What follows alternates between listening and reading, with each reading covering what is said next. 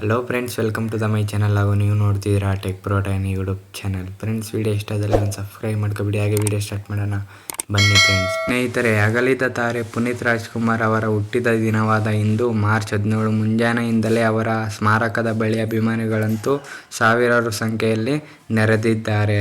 ಅಸಲಿಗೆ ಕಳೆದ 2 ದಿನಗಳಿಂದಲೂ ಸ್ಮಾರಕಕ್ಕೆ ಭೇಟಿ ನೀಡುತ್ತಿರುವ ಅಭಿಮಾನಿಗಳ ಸಂಖ್ಯೆ ಅಂತೂ ಜಾಸ್ತಿ ಹೆಚ್ಚಾಗ್ತಿದೆ.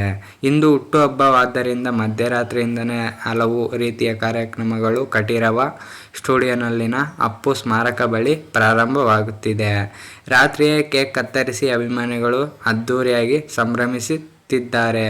ಅಂದಹಾಗೆ ಅಪ್ಪುವಿನ ಈ ಹುಟ್ಟುಹಬ್ಬವನ್ನು ಸ್ಫೂರ್ತಿಯ ಹಬ್ಬವನ್ನಾಗಿ ಆಚರಿಸಿರುವುದು ವಿಶೇಷ ಅಂತೂ ಜಾಸ್ತಿನೇ ಇದೆ. ಹುಟ್ಟುಹಬ್ಬದ ಅಂಗವಾಗಿ ಅಪ್ಪುವಿನ ಸಮಾಧಿಯನ್ನು ಕೆಂಪು ಗುಲಾಬಿ ಹೂವುಗಳಿಂದ ಸಿಂಗರಿಸಲಾಗಿದೆ. ಅಭಿಮಾನಿಗಳ ಸುಗಮ ದರ್ಶನಕ್ಕೆ ಸಕಲ ರೀತಿಯ ವ್ಯವಸ್ಥೆ ಮಾಡಲಾಗುತ್ತಿದೆ.